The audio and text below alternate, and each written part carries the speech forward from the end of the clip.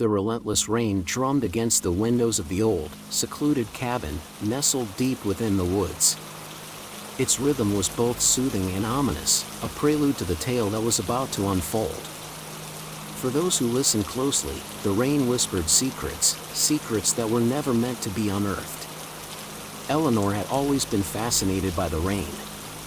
It was her solace, her muse. As a horror writer, she found something deeply inspiring about the way it draped the world in a veil of mystery. So, when she stumbled upon the rental listing for a cabin described as a rain lover's retreat, it felt like fate.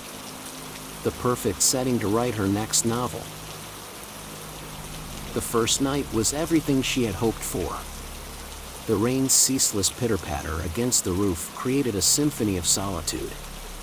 By candlelight, she wrote feverishly, the words flowing from her pen as freely as the rain outside. But as the night deepened, so did the intensity of the storm. The comforting rhythm of the rain transformed into a furious torrent, and with it came a shift in the atmosphere of the cabin. Eleanor tried to convince herself it was just the isolation playing tricks on her mind, but she couldn't shake the feeling of being watched. Attempting to distract herself, she explored the cabin, her interest piqued by a dusty, old book she found on a forgotten shelf. Its pages were filled with local folklore, tales of the woods and the spirits that were said to inhabit them. One story, in particular, caught her attention: the Rain Whisperer. According to legend, the Rain Whisperer was a spirit that communicated through the rain, using its voice to lure the lonely and the lost into the woods, never to be seen again. It was said that on nights when the rain fell hardest, you could hear its whispers, if you listened closely enough. Eleanor chuckled at the absurdity of the tale, yet as she settled back into her writing, the rain's cadence seemed to change.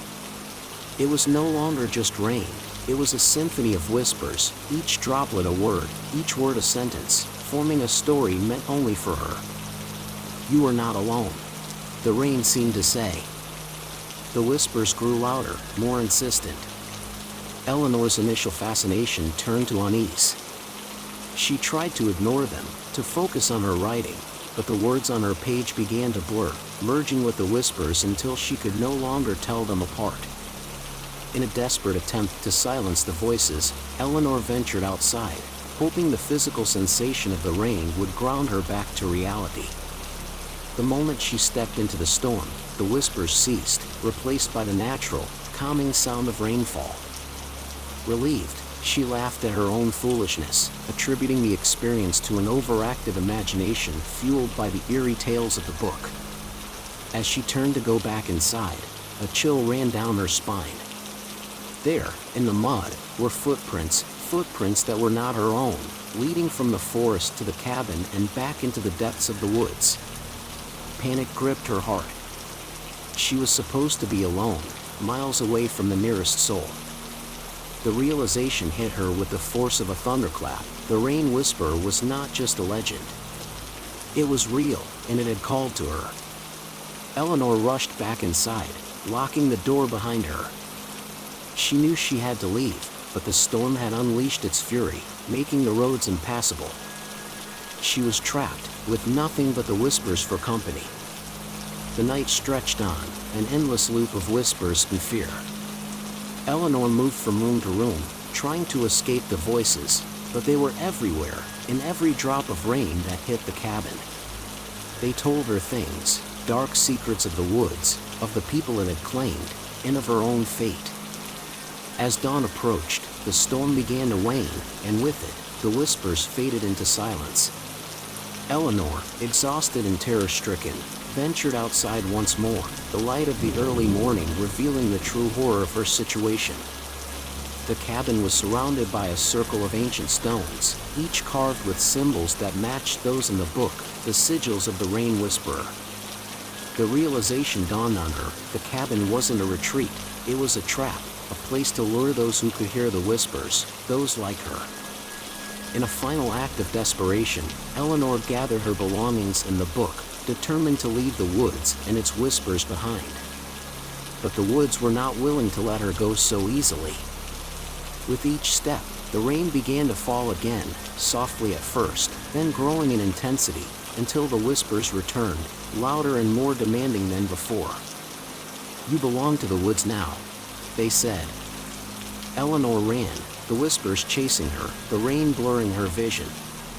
She could see the edge of the woods, the promise of escape, but as she reached the boundary, an invisible force held her back. She was on the threshold of the woods, yet unable to leave, as if the rain whisperer itself had claimed her.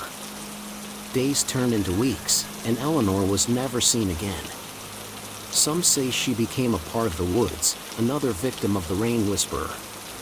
Others believe she still roams the boundary, forever trapped between the world of the living and the domain of the whispers. The cabin remains, a silent sentinel in the woods, waiting for the next listener, the next victim of the rain whisperer.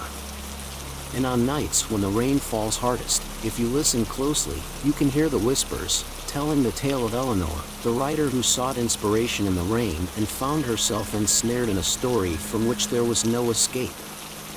So, let this be a warning to those who find solace in the sound of rain: listen closely, but beware. For in the whispers of the rain, you may find more than you bargained for. Thank you for watching or just listening. And don't forget to write what you liked or didn't like. See you again.